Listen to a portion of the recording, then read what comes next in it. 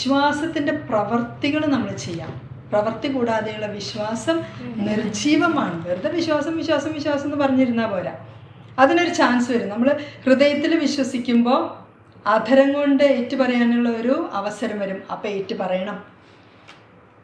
ഇപ്പം ഞങ്ങൾ കുറേ നാൾ നിശബ്ദമായിട്ട് ഹിഡൻ ആയിട്ട് ആരും അറിയാണ്ട് പ്രാർത്ഥിച്ചു അല്ല. ഇപ്പം അടുത്താണ് ഇങ്ങനെ യൂട്യൂബിലൊക്കെ ഇത്ര ആക്റ്റീവ് ആവാനായിട്ട് തുടങ്ങി.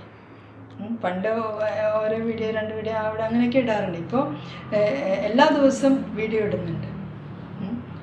അപ്പം ഞങ്ങളോട് പറയാണ്, ഈ വിശ്വാസത്തിൻ്റെ വാക്കുകൾ പറയേ.